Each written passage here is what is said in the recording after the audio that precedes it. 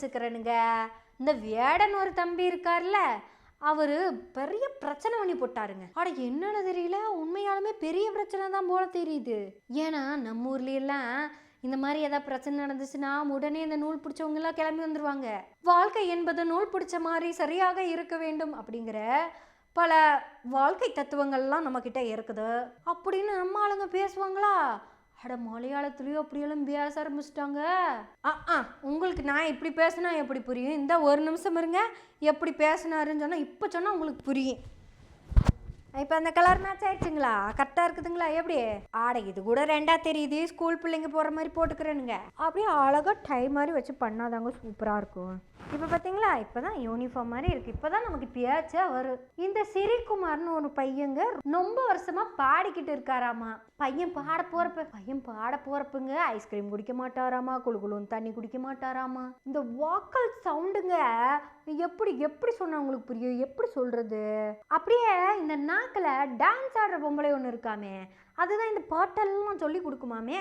அந்த லேடி சாமி நாக்கில் இருக்கிறதுனால தான் எந்த கெட்டதும் அவர் தொடமாட்டாராம். அப்படி எதையும் தொடாம இருந்தாதான் அந்த லேடி சாமி வந்து நாக்கை இழுத்து அம்மா இலை அகர முதல எழுத்தெல்லாம் அறிய வைத்தாய் தேவி,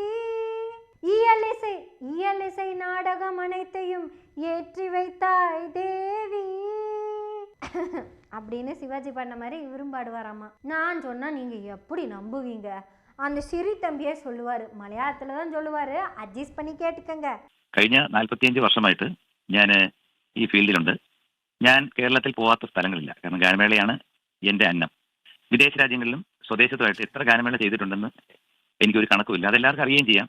മാത്രമല്ല എൻ്റെ പ്രോഗ്രാം എന്ന് പറഞ്ഞു കഴിഞ്ഞാൽ ഞാൻ കയറി കഴിഞ്ഞാൽ എൻ്റെ സംഗീതമാണ് എൻ്റെ ലഹരി. കാരണം കയറി കഴിഞ്ഞാൽ തീരുന്നവരെ ഞാൻ എന്താ പറയുന്നത്, എൻ്റെ മുമ്പിലിരിക്കുന്ന പ്രേക്ഷകരെ അല്ലെങ്കിൽ ആസ്വാദകരെ രസിപ്പിക്കുക എന്നുള്ള ഒരൊറ്റ ഉദ്ദേശമായിട്ട് 4 ദിവസം മുമ്പുള്ള ഗാനമേള നമ്മുടെ കോഴിക്കോടുണ്ടായിരുന്നു. അതിനുവരെയും ഒരു തുള്ളി ലഹരി ഞാൻ കഴിച്ചിട്ടില്ല, ഇനി അങ്ങോട്ട് കഴിക്കുകയുമില്ല. സംഗീതമാണ് എൻ്റെ ലഹരി. കാരണം നമുക്ക് സംഗീതം എന്ന് പറയുന്നത് സരസ്വതിയാണ്. നാവിൽ സരസ്വതി വിളയാടണമെങ്കിൽ പ്രാർത്ഥന വേണം. അപ്പം നമ്മളൊക്കെ വിശ്വസിക്കുന്ന ആ രീതിയിൽ വിശ്വസിച്ച് പോകുന്ന പഴമക്കാരാണ് നമ്മൾ. வேடன் நாக்குல சரஸ்வதி வந்து பரதநாட்டியம் ஆடுறது இல்லையாமோ, ஏதோ வெள்ளக்கார சாமிகள்லாம் வந்து நாக்குல ராப் மியூசிக் பாடிட்டு இருக்காம். அது ஏதோ குட்டப்பாவாடையும் சட்டையும் போட்டு முடியெல்லாம் விரிச்சு போட்டு குயாமையான்னு கத்தின்னு இருக்குதாம். அதனாலதான் இந்த பசங்க எல்லாம் சங்கீதம்னா இங்கீதமே தெரியாம இருக்கிறாங்கோ. கொண்டதையும் சாப்பிட்டு தான் பாட்டு பாடி டான்ஸ் ஆடுறாங்கோ. அதுவும் மைக்க அப்படியே இருகையிலையும் பவ்யமா ஏந்தி சாமி கிட்ட ஆராதனை பண்ற மாதிரி பிடிக்கணும். சரி கமப்பா பப்பா தபதா தா நிதபனி சரி கமா பதனி நிதப மகரி சனிதப மதரினா. இப்படி பாடணும்னா சரஸ்வதி வந்து அப்படியே ஆடியன்ஸ் எல்லாம் மறக்க வச்சிருவா. ஆடியன்ஸோட சப்த நாடி எல்லாம் முடுங்கி போய் லேப்ல லைட்டா டேப் மட்டும்தான் பண்ணுவாங்க. அதுதாங்க இசை, தெய்வீக இசை. அதெல்லாம் விட்டு போட்டு அப்படியே லூசு மாதிரி மயக்க பிடிச்சி லூசு மாதிரி நின்றுட்டு கடலம்ம கரைஞ்சல பெட்டது கண்ணீரில் அவளல்ல கண்டது அப்படின்னு லூசுத்தனமா பாடுறாங்க. சொல்லுங்க, சரஸ்வதி எப்படி அந்த நாக்குல வந்து உட்காருவா? அந்த லேடி சரஸ்வதி வர்றப்ப அந்த எச்சில் அவ மேல படப்படாதுல்ல. சரிங்க அப்படின்னு நாபிக்கமலத்துல இருந்து தானே பாடணும். கடலம்மா அப்படின்னு நாக்குல இருந்து பாடினா எச்ச தரிச்சோ சரஸ்வதி மூஞ்சில பட்டு சரஸ்வதி மேல காரி துப்புன மாதிரி எல்லாம் ஆயிடும். இவெல்லாம் பாடுறதுக்கே லாய்க்கு இல்ல. நான் ஒரு 40 வருடங்களாக பாடிக்கொண்டிருக்கிறேன். ஒருத்தங்களையும் எந்திரிச்சு நிக்க வச்சதே கிடையாது. இந்த பையன் பாடுறான், எல்லாரும் ஆடுறாங்க. ஐயோ அந்த ஆட்டத்தை பார்க்கணுமே. ஜிஞ்சிக்கு சிக்கு சிக்கு ஜிஞ்சிக்கு சிக்கு சிக்குன்னு எனக்கே ஆடணும் போல இருந்ததுக்கு பறை வாசிக்கிறத பார்த்தா உண்மையாலுமே இப்படி எல்லாம் ஆடினா நல்லா இருக்கும்னு தான் மனசுக்குள்ள படுதுங்க. ஆனா அதை கூட சொல்ல முடியாத அளவுக்கு நாக்குல சரஸ்வதி ஸ்டாண்டு போட்டு நின்றுட்டு இருக்கிறா அப்படின்னு தம்பி ஸ்ரீகுமார் சொல்லிட்டு இருக்கிறார். இந்த சரஸ்வதி பாட்டெல்லாம் நாத்து நடராச்ச பாட முடியுமோ மிஸ்டர் ஸ்ரீ? இந்த சரஸ்வதி பாட்டெல்லாம் தச்சன் அப்படியே தேய்க்கும் போது பாட முடியுமோ ஸ்ரீ? அவ்வளவு எதுக்கு நீ பெத்த பிள்ளைய இந்த சரஸ்வதி பாட்டு பாடி தூங்க வச்சிட முடியுமோ ஸ்ரீ? ஆனா 45 இயர்ஸ்க்கு எபோவ் வர்றவங்களை எல்லாம் தூங்க வச்சிடலாம். ஏன்னா செல்ஃப் ஸ்லீப் டேப் தானே, ஐ மீன் லேப்டாப் தானே. அப்படியே தூங்கிக்கிட்டே அப்படின்னு தூங்கிடுவாங்க. குழந்தைக்கு தாலாட்டு பாடுறதுல இருந்து பாடியை தூக்கிட்டு போற வரைக்கும் அடிக்கணும், அப்படி தாறு மர சவுண்டு வரணும். இந்த மாதிரி ஸ்ரீக்குத்தான் நம்ம வேடன் ஒரு வார்த்தையை சொல்லியிருக்கிறாரு. நான் பானனல்ல பறையனல்ல புலையனல்ல, நான் வேடன் நீ ஸ்ரீகுமார் எங்கில் எனக்கு ஒரு ஒண்ணுமில்லன்னு சொல்லிட்டாரு. கொட்டுதுங்க, பயங்கரமா கொட்டுது. சரி, இவரு மட்டுமா இப்படி? அப்புறம் நீங்களே பார்த்துருப்பீங்க, ஒரு அம்மா வந்து சொல்லும், இவங்க இந்த வியாடம் பையன் ட்ரெஸ்ஸு போடாமல் வந்து ஸ்டேஜ் ஏறி நிற்கிறாங்க, இது வந்து கலாச்சாரத்துக்கு கேடுங்க, ஏனுங்க காய்ச்சி மூச்சுன்னு பாட்டு பாடுறப்ப ட்ரெஸ் இல்லாமல் நின்னா கலாச்சாரம் கேட்டு போயிடாதுக்கு. ஆனால் கோவிலில் சட்டை இல்லாமல் இருக்கிறதே அது கலாச்சாரமுங்க, அது கலாச்சாரத்தை உயர்த்துற ப்ராசஸுங்க. அப்படி சொக்கா இல்லாமல் கோயிலில் போய் நின்னோன்னு வச்சுக்கோங்களேன், அந்த கற்பு கிரகத்தில் இருக்கிற அந்த தாமரைப்பட்டை இருக்குல்லங்க, தாமரைப்பட்டகம், அதில் இருக்கிற ரேஸ் எல்லாம் பயங்கரமாக வீசுங்க, வந்து அப்படியே நெஞ்சில் படுமுங்க, அது அம்புட்டு நல்லதுங்க உடம்புக்கு. ஆனால் இந்த பையனை பாருங்க, கருன்னு பேண்ட்டை போட்டு நின்றுட்டு ட்ரெஸ்ஸும் இல்லாமல் நின்று கடலமோன்னு பாட்டு பாடிட்டு இருக்கிறானுங்க. எனக்கும் அந்த பாட்டு பிடிச்சதுங்க.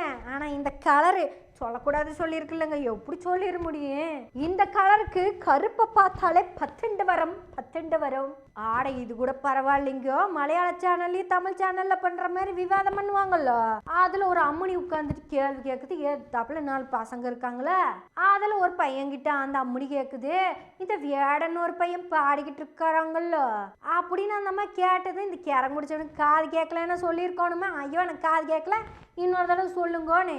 இல்லைன்னா என்ன சொல்லியிருக்கணும், ஆருங்க வேடனே நான் பார்த்தது இல்லையே அப்படின்னு சொல்லியிருக்கலாம். அப்படி சொல்ல முடியாதுல்ல, அவனுக்கு தான் சீட்ல ஹீட் ஜாஸ்தியா இருக்குல்ல. வேடன் பாடுறது கேட்கறதுக்கு அம்பிட்டு கூட்டம் வருது, மக்கள் எல்லாம் கொண்டாடி தீக்குறாங்க.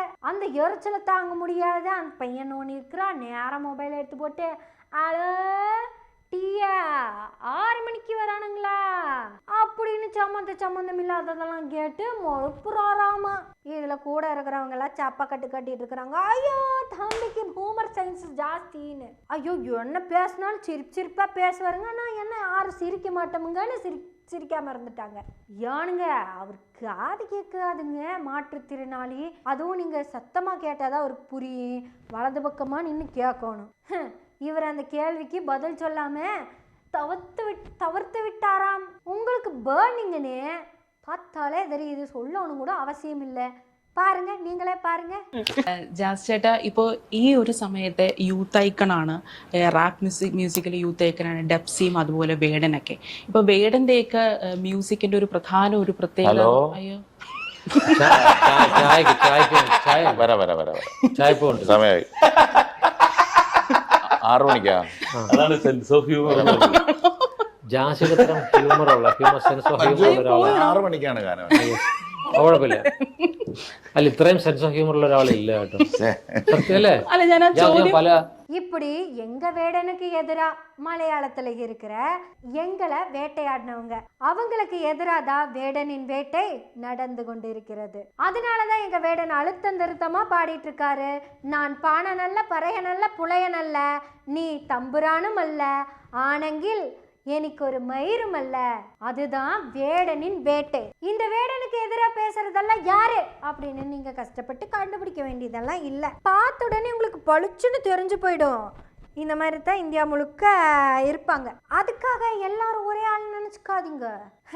இந்த சரஸ்வதி யாரு நாட்கள் எல்லாம் டான்ஸ் ஆடுறாங்களோ அவங்கெல்லாம் ஒரு மாதிரி பேசுவாங்க, அவங்க நாக்கில் மட்டும்தான் சரஸ்வதி டான்ஸ் ஆடும் அப்படின்னு சொல்ற இந்த சூத்திர பசங்க, எங்காலுக்குள்ளேயே இருக்கிற இந்த சீமான் மாதிரியான செல்ற பசங்க, உனக்கு எது வருமோ, உனக்கு எது வாழ்வியல் அறமோ, எது வாழ்வியல் அறம்னு நமக்கு சொல்லப்பட்டிருக்கோ அதுல நம்ம டாப்பரா இருக்கணும். 8 வயசுலயே பணம் ஏறி பழகிட்டனா நீ தான் மிகச்சிறந்த பனையேறி. சின்ன வயசுலயே மாடு மேய்க்க பழகிட்டேன்னா நீ தான் மிகச்சிறந்த மேய்ப்பன். 10 வயசுல கடலுக்குள்ள போயிட்டேன்னு வச்சுக்குவேன், நீ தான் கடலோடி. 9 வயசுல நாத்த நட்டி மூலிகையை பறிச்சுட்டேன்னு வச்சுக்குவேன், நீ தாண்டா மூத்த குடி, உலகுக்கே சோறு போடுற குடி.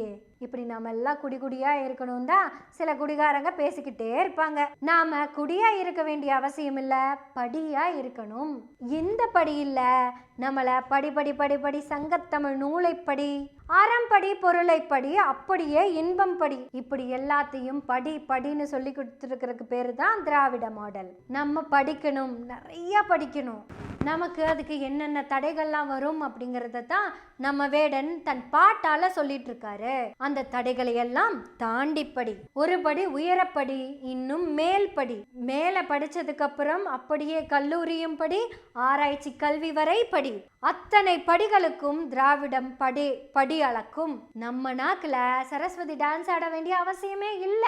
நம்ம பாட்டு தான். கோமா சொல்ற மாதிரி தெரியுதா உங்களுக்கு? புன்னகையோட தான் சொன்னேன். ஏன்னா நீங்களும் புன்னகையோட இருக்கணும் தான் நம்ம புன்னகை சேனல்ல புன்னகையோட சொல்லிட்டு இருக்கிறோம். நம்ம புன்னகை சேனலுக்கு சப்ஸ்கிரைப் பண்ணி பெல் பட்டனையும் அழுத்தி ஆதரவு கொடுத்துக்கிட்டே இருங்க. நன்றி, வணக்கம்.